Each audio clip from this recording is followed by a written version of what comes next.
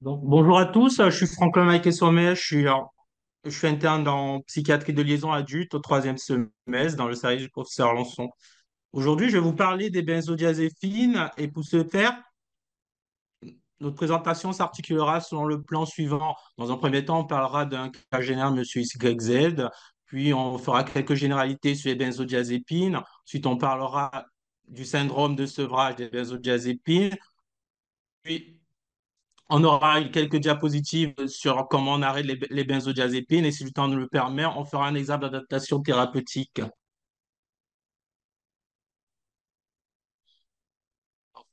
La clinique qui m'a inspiré cette présentation vient d'un patient qu'on a reçu, qu'on a vu à la liaison, Monsieur XYZ, donc quinquagénaire, pour lequel on demandait une évaluation thymique chez un patient hospitalisé pour détresse respiratoire aiguë. Alors, le contexte de la demande, Monsieur XYZ a chuté dans un lac au décours d'une altercation dans un contexte d'alcoolisation aiguë.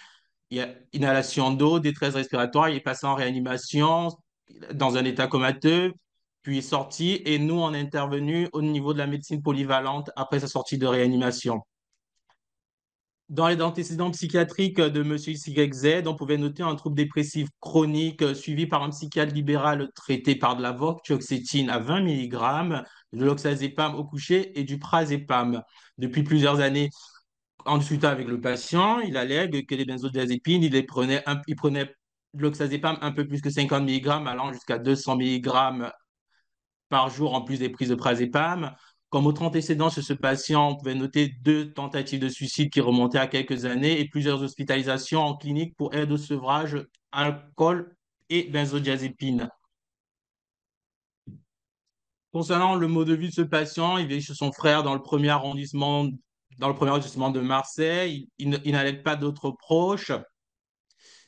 C'est un ancien coiffeur qui ne travaille plus depuis quelques années. Il n'a pas de revenus car il a pas réussi à entreprendre les démarches pour se faire.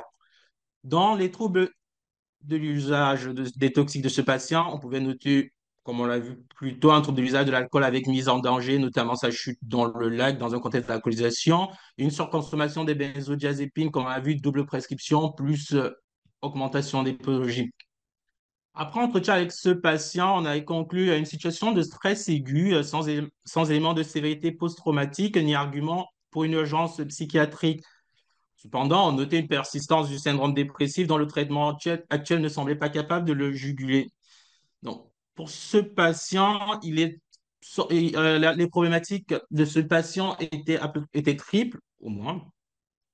Parmi lesquels on avait un trouble dépressif chronique insuffisamment traité, voire pas du tout, devant une observance douteuse, un trouble de l'usage de l'alcool et une surconsommation du traitement par benzodiazépine qui nous indiquait la mise en place des traitements, mise en place des stratégies d'arrêt. Donc, dans cette présentation, pour des soucis de concision, on ne va pas traiter toutes les problématiques de ce patient. J'ai fait le choix de n'aborder que le cas des benzodiazépines, sachant que les autres pourront faire éventuellement partie d'autres présentations. Alors, là, on attaque la deuxième partie de la présentation qui présentera quelques généralités sur les benzodiazépines. Alors, historique. La découverte de la première benzodiazépine est une sérendipité du XXe siècle. C'est Léo Steinbach en 55 qui a découvert la chlordiazepoxide et dont la commercialisation a eu lieu 5 ans plus tard, en 1960. Actuellement, on dénombre à peu près une trentaine de benzodiazépines, dont à peu près les deux tiers sont autorisés à l'échelle internationale. Alors, un peu d'épidémiologie sur la prescription et l'utilisation des benzodiazépines en France. Alors, je n'ai pas trouvé des données plus récentes, mais celles que j'ai proviennent d'un rapport de la NSM qui est paru en 2017 concernant la consommation des benzodiazépines en France jusqu'en 2015. On y apprend, par exemple, que 13,4% de la population cette année-là avait consommé au moins une fois des benzodiazépines. Cependant, on note que c'est quand même 5%, à peu près 6% de moins qu'en 2012, et les 6%, bon, la baisse répartie en 13% des hypnotiques et à peu près 4% des anxiolytiques. Dans 40% des cas des prises de benzodiazépines, sur cette année-là, on se rend compte qu'il y a aussi d'autres psychotropes, dont majoritairement des antidépresseurs. À ce sujet, on se rend compte qu'à peu près 4% de la population est traitée par une association de benzodiazépines et d'antidépresseurs. Là, quand on essaie de regarder un peu la consommation par rapport au sexe, on se rend compte qu'en moyenne, les femmes consomment un peu plus, car elles sont à peu près à 17% contre 10% chez les hommes. Et quand plus on avance en âge, plus cette proportion de femmes consommant des benzodiazépines augmente pour s'approcher des 40% chez les femmes de plus de 80 ans. En Europe, la France, dans la consommation des benzodiazépines, la France arrive au deuxième rang derrière l'Espagne et très loin devant l'Allemagne et nos voisins, les Anglais. Alors, il n'est pas possible de parler des benzodiazépines sans parler du récepteur GABA, qui est une part importante de la physiopathologie et de l'action des benzodiazépines. Alors, le récepteur GABA, GABA pour gamma-aminobutyrique, est l'un des principaux neurotransmetteurs inhibiteurs du système nerveux central. Il est obtenu à partir du glutamate stocké dans des vésicules présynaptiques et il est libéré dans la phase synaptique par l'intermédiaire, puis il est libéré dans la phase synaptique, puis se fixe sur les récepteurs postsynaptiques et remplit ses effets. On les retrouve globalement, principalement dans le cortex, le cervelet et le système limbique, mais les récepteurs GABA sont localisés dans d'autres endroits du système nerveux central. Alors là, je vous mets une diapositive récapitulative de ce que je viens de dire. Là, on a les vésicules, je ne sais pas si vous voyez le pointeur, oui. Là, on a les vésicules présynaptiques qui contiennent de la GABA quand le signal arrive, d'émission nerveuse. Les vésicules fusionnent avec la membrane cytoplasmique. Là, sortent de la cellule, vont se poser sur le récepteur et induisent le signal juste après, signal dont on parlera dans les prochaines diapositives. Alors, les récepteurs GABA, il en existe plusieurs sous-types. Selon les références, on en a deux ou trois, sachant que le troisième, c'est plus un sous-type de récepteur A. On parlera rapidement des trois, mais en insistant surtout sur le GABA A qui nous intéresse particulièrement ici. Le récepteur GABA A, c'est un récepteur ionotrope qui est couplé au canal chlore. La fixation de GABA du coup, sur ce récepteur-là induit une entrée d'ion chlorure dans les neurones, ce qui augmente la charge négative de la cellule et entraîne une hyperpolarisation membranaire qui aura pour finalité d'inhiber l'activité neuronale. C'est ce récepteur GABA-A, comme je vous disais tout à l'heure, que se fixent les benzodiazépines. Alors, quand on rentre un peu plus dans la structure de ce récepteur, donc, il s'agit d'un hétéropentamètre transmembranaire formé de 5 sous-unités, dont 2 unités alpha, 2 unités bêta et une unité gamma qui délimite un canal perméable aux ions chlorure. Ces 5 sous-unités présentent des sous-types. Donc, quand on prend les sous-types, par exemple, dans les sous-unités alpha, on va avoir alpha 1, alpha 2, alpha 3, alpha 4. Et pareil pour bêta, on va avoir quelques sous-types et gamma. En tout, on en a 16. Pour ouvrir un canal chlore, il faut que deux molécules GABA se posent sur leur récepteur, ce qui entraîne une entrée d'ion chlorure, comme je l'ai dit, et une hyperpolarisation de la cellule. Alors, en plus du site de fixation des GABA et des benzodiazépines, le récepteur au GABA, donc le récepteur GABA-A, possède d'autres sites de fixation pour d'autres molécules autres que les benzodiazépines, notamment les barbituriques, l'alcool et certains stéroïdes comme la progestérone. Alors, comme on le devine déjà précédemment, les benzodiazépines ne vont pas se poser à la place, ne vont pas aller prendre la place du récepteur GABA. Et les benzodiazépines ont un site de fixation différent et la modification se fait à distance. Donc, c'est ça qu'on parle de modification allostérique. Plus précisément, les benzodiazépines se fixent entre la sous-unité alpha et la sous-unité GABA. Et selon la sous-unité alpha différente, comme je l'ai dit tout à l'heure, il y en avait plusieurs. Sur la sous-unité alpha, alpha 1, alpha 2, alpha 3, on aura différentes actions des benzodiazépines. Je reviendrai dessus un peu plus tard. Voilà, d'ailleurs, même c'est la diapo d'après. On voit par exemple que lorsque la benzodiazépine se fixe sur la sous-unité alpha 1 et du coup à côté de la sous-unité GABA, on a plus un effet sédatif. Quand c'est sous la sous-unité alpha 2, on a plus un effet d'anxiolyse. Mais ces effets ne sont pas exclusifs parce qu'on se rend compte que même quand la benzodiazépine se pose sur une sous-unité alpha, on peut aussi avoir des effets adverses, notamment une amnésie. Voilà. Là, c'est un schéma récapitulatif de tout ce qu'on expliquait un peu. Là, on aura l'hétéropentamère, alors avec les deux sous-unités alpha, les deux sous-unités bêta, la sous-unité gamma. On voit bien la benzodiazépine qui est là entre la sous-unité alpha et la sous-unité gamma. Et là, il y a deux molécules GABA d'acide gamma-aminobutyrique qui se sont posées sur leur récepteur. Donc, ils vont induire l'entrée d'ion chlore dans la cellule benzodiazépine quand elles arrivent. Et augmente l'affinité de ce GABA pour le récepteur, et ce qui influe à la capacité d'ouverture de ce canal et module ainsi l'entrée d'ion chlore dans la cellule.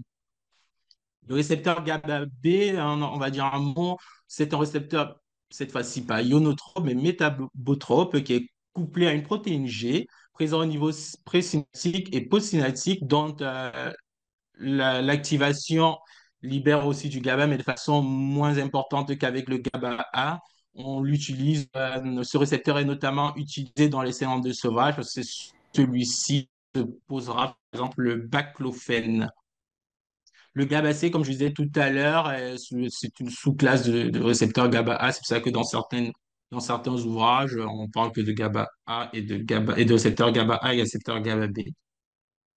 Après, il faut savoir les récepteurs sur lesquels se fixent les benzodiazépines. On va parler un peu de pharmacodynamie et des effets utiles des benzodiazépines en clinique. Alors, les benzodiazépines qui se fixent sur la soluté alpha, ont des propriétés pharmacologiques communes, mais qui s'exercent à différents niveaux. Et ces propriétés communes sont les propriétés anxiolytiques, amnésiantes, anticonvulsivantes, sédatives, hypnotiques et myorelaxantes.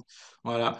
Comme je le disais tout à l'heure, le profil pharmacodynamique de ces produits n'est pas sélectif, et ce qui explique parfois qu'on ait des effets latéraux qui ne sont pas forcément désirés, mais dont l'intensité sera variable selon les sujets. Alors, quelques mots sur les effets des benzodiazépines. L'effet anxiolytique par l'amélioration des manifestations psychiques, c'est-à-dire les manifestations psychiques pour lesquelles on prend la benzodiazépine, c'est par exemple une sensation de crainte irraisonnée, une tension, un état d'alerte ou une hyperactivité neurovégétative. Donc l'effet anxiolytique quand on prend une benzodiazépine, généralement les patients vivent cette expérience comme très confortable et elle est reproductible, surtout chez les sujets anxieux. L'effet sédatif des benzodiazépines, il est à l'origine de la somnolence provoquée par les benzodiazépines et sous-tend leur effet hypnotique.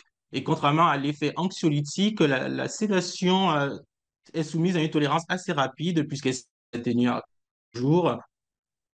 Et l'effet sédatif est plus puissant que la demi-vie d'élimination du produit est courte. Dans le cas, par exemple, quand on prend l'oxazépam, le diazépam, on aura un effet sédatif plus puissant qu'avec le diazépam.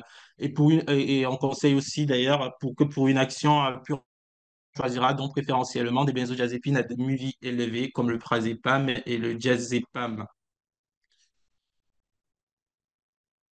Concernant l'action amnésiante des benzodiazépines, elle n'a pas été découverte d'emblée, elle a été découverte un peu tardivement par les anesthésistes qui s'étaient rendus compte qu'en utilisant des benzodiazépines chez les patients avant de les opérer, ces derniers ne gardaient aucun souvenir de leur opération.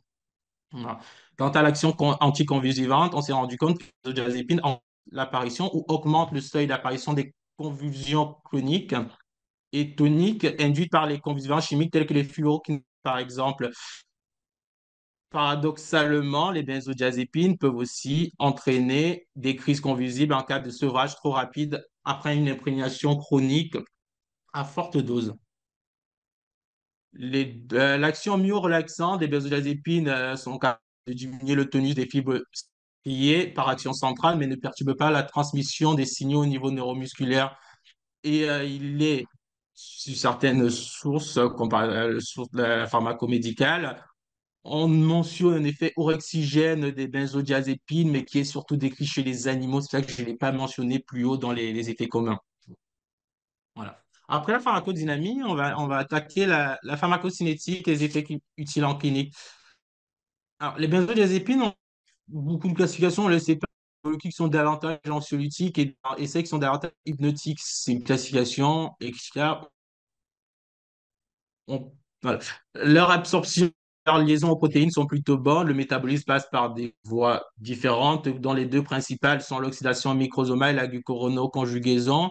Et ce qu'il faut surtout noter, c'est que les benzodiazépines ont des métabolites actifs dont il faudra tenir compte quand on prescrit.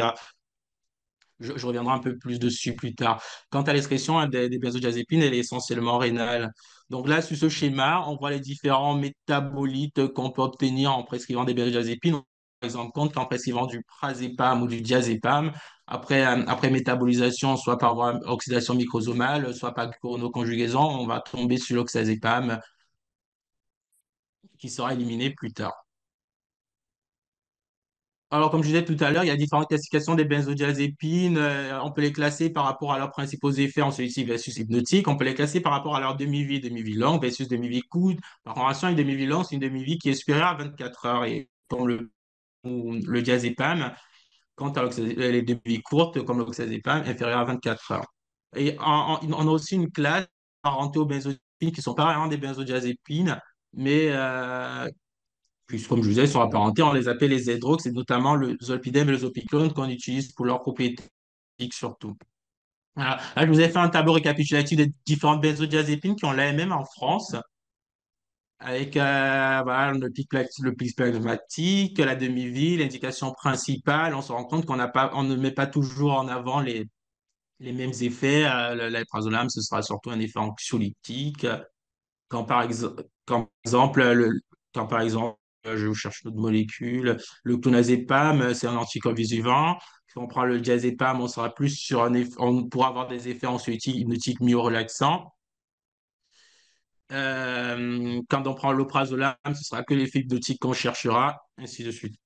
Voilà. Ah, bon, maintenant qu'on a terminé avec les benzodiazépines, on va parler un peu du syndrome de sevrage des benzodiazépines. Alors, en parlant de définition et puis de symptômes.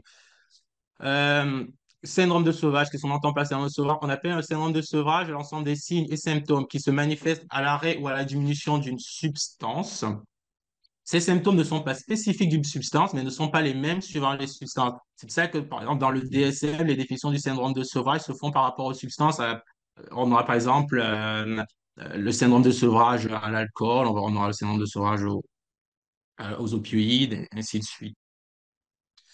Pour les benzodiazépines, les syndromes de sevrage, les symptômes de sevrage apparaissent après un usage généralement chronique. Bon, alors, concernant les symptômes du syndrome de sevrage des benzodiazépines, on se rend compte que après un usage chronique des benzodiazépines, le, il se- le syndrome de sevrage se développe plus rapidement chez avec les benzodiazépines qui ont une demi-vie courte, généralement 2 3 jours, plutôt qu'avec des benzodiazépines qui ont une demi-vie longue, généralement 5 à 10 jours. La plupart des symptômes de sevrage sont dus à une hyperexcitabilité cérébrale, être regroupés en symptômes psychopathologiques, neurologiques, végétatifs, c'est une classification comme une autre. J'en reviendrai un peu dessus devant. La forme la plus légère du syndrome de sevrage est appelée le rebond, qui est particulièrement fréquent quand on utilise des benzodiazépines actives. Concernant les symptômes du syndrome de sevrage des benzodiazépines, les signes généraux les plus fréquents comprennent chez un patient qui prend des benzodiazépines, ça va, c'est un sevrage. Les épines, on va chercher certains signes. Qu'est-ce qu'on cherche? Notamment l'anxiété, insomnie, céphalie. Ça, c'est des signes généraux fréquents. À côté de ces signes généraux fréquents, on a des signes un peu plus spécifiques que sont la confusion, les hallucinations et plus rarement des troubles de la vigilance, des convulsions, une coordination motrice et le coma. Alors, quelques précisions, il ne faut pas confondre le syndrome de sevrage avec un effet rebond ou avec une rechute. Dans l'effet rebond, on a réapparition des signes qui étaient antérieurs au traitement, mais avec une intensité augmentée. Par exemple, le patient qui prend des benzodiazépines pour anxiété, insomnie, s'il a un effet rebond, on aura les signes cliniques, on aura anxiété, insomnie, mais avec une intensité plus grande. Dans la rechute, par contre, on a les mêmes signes, mais avec une intensité comparable.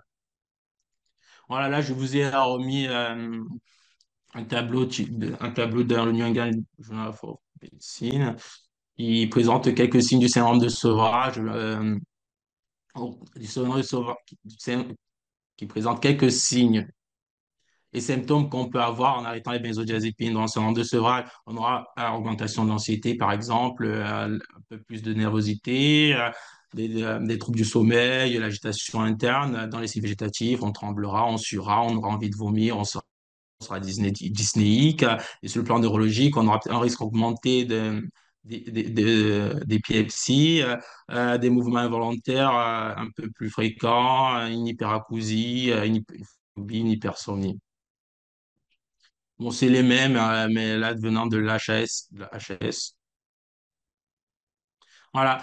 Donc, après le syndrome de sevrage, on va attaquer à une partie qui porte le titre de la présentation. Il s'agit de l'arrêt des benzodiazépines. Voilà. Alors, on parlera dans un premier temps d'indications et des durées de traitement des benzodiazépines, quelques messages clés qui nous viendront de la HAS. On regardera les recommandations françaises et on regardera à la fin de cette partie un article qui parle un peu des recommandations internationales. Voilà. Donc, les indications des benzodiazépines, alors, on a deux grandes indications, les troubles du sommeil et l'anxiété. Pour les troubles du sommeil, on réserve les benzodiazépines aux troubles sévères dans le cas d'une insomnie occasionnelle ou transitoire. Quoi qu'il en soit, il faudra pas dépasser les 4 semaines, compris pendant la période de réduction. On utilise les benzodiazépines à visée hypnotique. C'était On peut les utiliser pendant une durée beaucoup plus importante qui va jusqu'à 12 semaines, mais dans les indications de l'AMM, les 12 semaines comprennent aussi la période de réduction de la posologie. Voilà. Alors, concernant la deuxième partie, ce sont les messages clés qui nous viennent droit de la HAS concernant la Jepine. Alors, il résume dans une fiche mémo qui a été publiée en 2015. Je n'ai pas trouvé plus récent. Alors, ils nous disent que la prescription des benzodiazépines et apparentées doit respecter les indications et les durées de traitement prévues par l'autorisation de mise sur le marché. C'est valable pour les benzodiazépines, mais c'est valable pour toutes les prescriptions que nous faisons.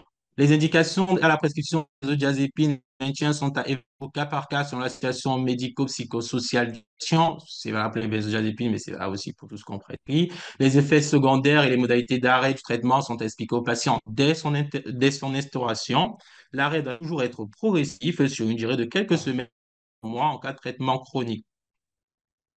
Et si l'objectif est la démarche et l'arrêt des benzodiazépines, l'observation doit déjà être considérée comme un résultat favorable parce qu'effectivement, arrêter parfois chiants qui prennent des benzodiazépines pendant très longtemps a beaucoup d'échecs lors d'une tentative d'arrêt de ces molécules. Alors, concernant les recommandations françaises pour l'arrêt des benzodiazépines, plus les principes généraux, dans les principes généraux, à une prescription de benzodiazépine, la HAS nous demande de respecter les indications et d'anticiper l'arrêt. Donc, on prescrit la benzodiazépine, on doit déjà avoir à l'idée la durée de cette prescription et on doit s'arranger pour que pendant cette durée-là, on décroît progressivement les benzodiazépines jusqu'à l'arrêt. Dans le thème, disant réserver la prescription aux individus validés, respecter les durées, expliquer aux patients la durée des traitements, expliquer aux patients les risques liés au traitement et les modalités d'arrêt, interroger un arrêt à chaque fois qu'on nous demande de renouveler une prescription de benzodiazépine. On se doit demander est-ce qu'elle est encore justifiée? Est-ce qu'on ne devrait pas plutôt penser à l'arrêter? Et si oui, il faut qu'on mette sur pied un plan d'arrêt des benzodiazépines. Et cela, c'est surtout valable pour les patients traités depuis plus de 30 jours avec des benzodiazépines. Ouais, effectivement, pour un patient qui prend des benzodiazépines pendant une semaine, on peut arrêter sans protocole de croissance progressive ces benzodiazépines. Ensuite, pour arrêter les benzodiazépines, on doit, quand on a le patient en face de nous, évaluer sa dépendance et préparer l'arrêt. Pour ce faire, la HAS nous recommande si les patients sont en capacité d'entreprendre un arrêt. Et pour cela, il faut leur demander s'ils souhaitent arrêter les benzodiazépines, voir si les patients sont conciliants, voir s'ils sont motivés pour l'arrêt.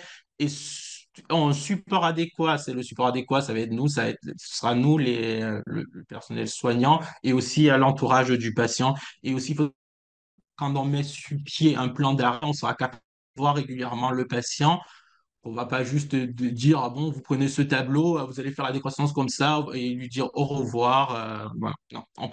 On doit prévoir plusieurs rendez-vous avec lui pour voir comment se passe l'arrêt. Il faut assurer au patient, il faut rassurer le patient en lui disant qu'il est l'acteur de son processus d'arrêt, en particulier du rythme, et lui dire qu'en fait, même si elle-même dit que la prise de benzodiazépine doit se faire sur 3 mois avec l'arrêt, déjà, la plupart du temps, il prend depuis plus de 3 mois, mais à lui expliquer qu'on n'est pas limité à 3 mois pour arrêter la benzodiazépine, on ira à son rythme, mais on est bien au-delà s'il le faut. Pour mesurer la dépendance aux benzodiazépines, plusieurs des échelles. Alors, il existe des échelles, dont par exemple l'échelle d'attachement aux benzodiazépines et CAB, dont j'ai mis une diapo dessus devant. Voilà. Donc là, une diapositive qui résume à peu près le plan d'arrêt des benzodiazépines tel que préconisé par la HAS. Je ne sais même pas s'il prend les benzodiazépines quotidiennement depuis un moment. La HAS parlait de 30 jours. Vous se demandez quelles sont ses attentes. Est-ce qu'il a envie d'arrêter? Est-ce qu'il est d'accord pour arrêter? Donc, on voit avec lui à quel point il attache à la benzodiazépine et dans quelle mesure il serait arrêté ou au moins réduit sa prise de diazépine si on indique que les indications, si on pense que l'indication n'est plus d'actualité. Non, pour cela, on va évaluer la difficulté de l'arrêt, notamment chez les patients. Il y a des patients chez lesquels on va devoir prendre des précautions particulières, notamment les patients dépressifs ou les patients qui ont une insomnie chronique aussi. Et pour les patients prenant par exemple des doses très élevées de benzodiazépine, on fera une prise en charge spécialisée conjointe. Alors, donc, c'est dit par exemple avec le médecin traitant et le spécialiste, notamment le psychiatre. Ensuite, l'arrêt se fait progressivement sur 4 à 10 semaines le plus souvent, mais évidemment, l'arrêt peut aller sur beaucoup plus longtemps que cela. Et pendant l'arrêt, on fera, comme je disais, des consultations rapprochées donc, la première, par exemple, se fera au maximum dans la semaine. Recommandation de recommandation à la HAS et on suivra le patient régulièrement à une fréquence qui sera établie avec lui et selon ses disponibilités, mais on recommande de suivre le patient jusqu'à 6 mois après l'arrêt des benzodiazépines. Voilà. Là, il y a un exemple de lettre qu'on peut donner au patient pour lui expliquer le plan d'arrêt, les benzodiazépines, on lui explique un peu ce que c'est, on lui explique pourquoi arrêter les benzodiazépines et l'aide qu'il pourra avoir pendant ce moment-là. Ça, c'est l'échelle dont je parlais tout à l'heure, l'échelle cognitive d'attachement aux benzodiazépines, qui permet de voir si le patient est dépendant aux benzodiazépines ou pas. Donc, il code les items, le patient code les items.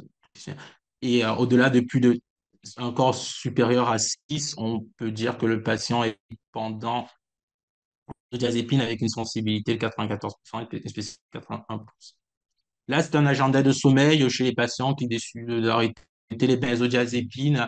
Bon, plutôt que de lui demander bien dormi cette nuit, qu'est-ce que vous avez pensé l'autre nuit, on fait une mesure objective du sommeil de ce, grâce à cet agenda. Voilà.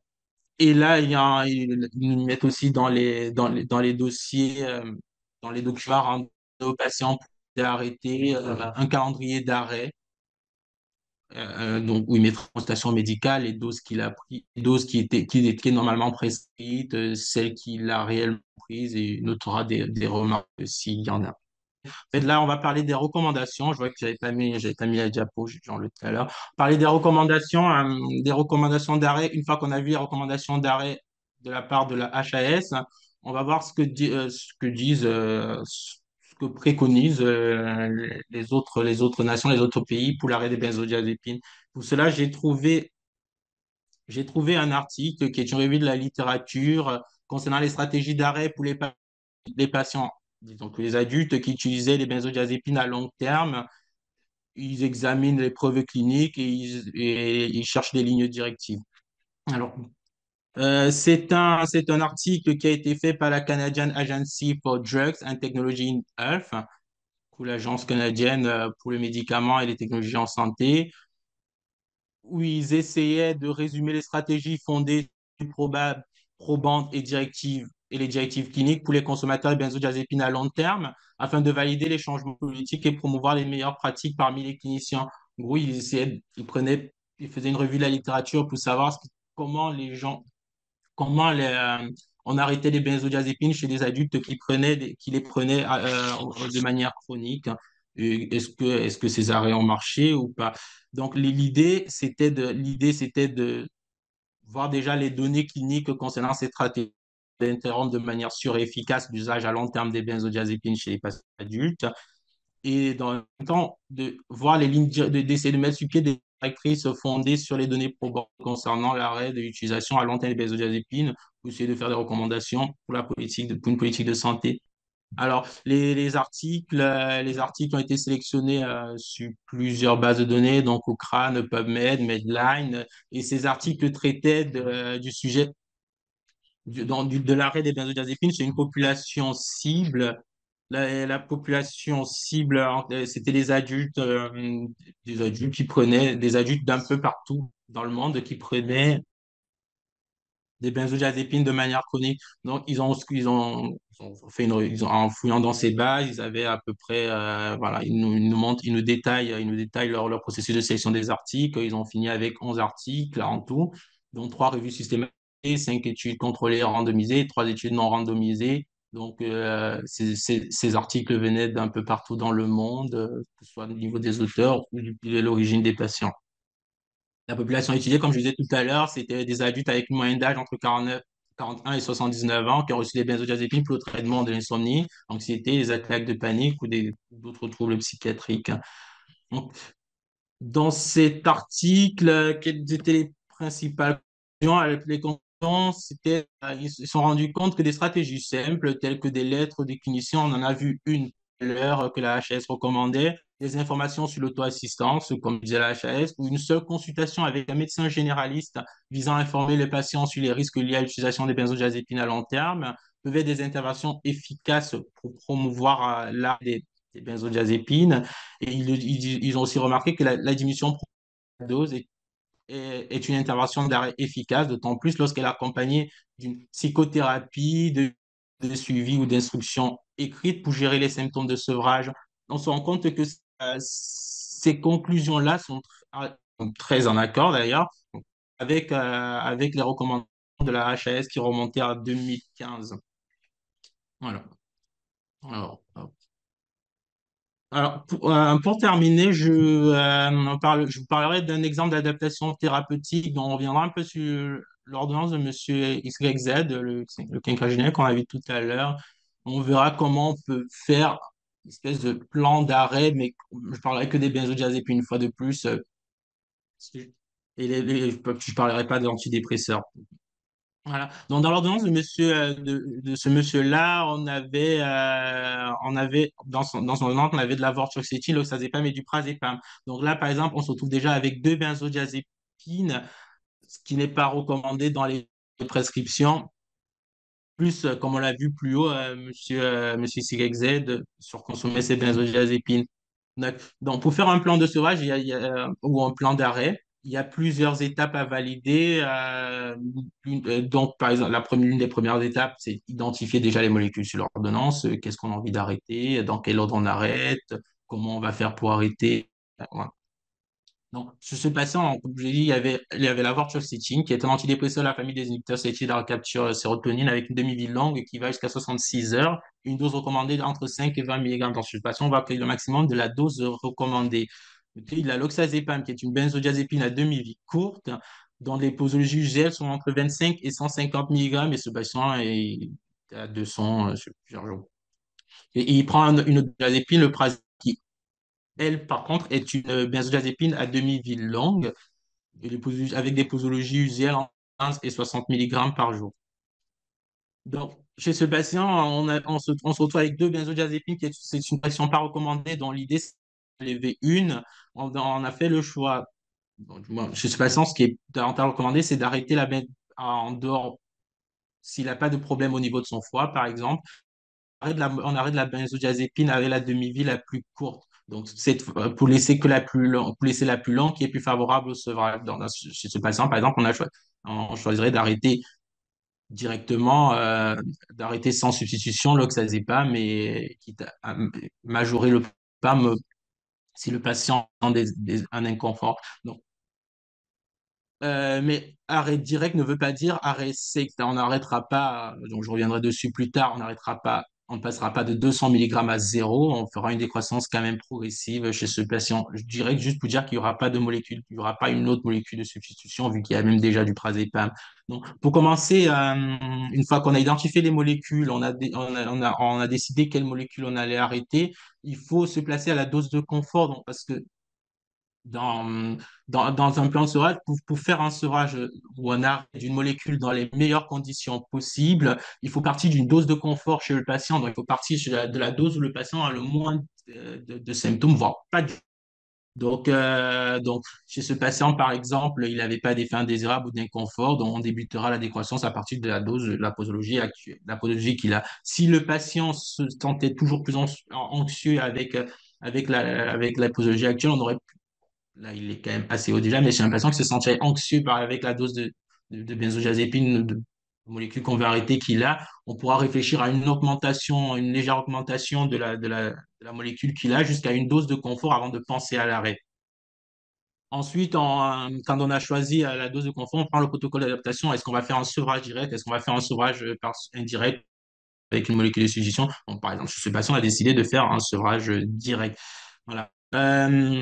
Comment on diminue les benzodiazépines? Alors, il y a pas de recommandation, il n'y a pas il y a pas une indication précise. On diminue tel nombre, on peut suivre un tas de diminution et les paliers, mais quand on regarde dans les sources sur les forums et chez des médecins sur leur expérience, ils se rendent compte que en arrêtant des benzodiazépines, ils arrivent chez chez des patients assez dépendants qui prennent des benzodiazépines depuis longtemps, arrivent à une bonne diminution, ils arrivent à un bon arrêt ou un bon sevrage, diminuant à peu près 3%. C'est pas beaucoup pour les benzodiazépines.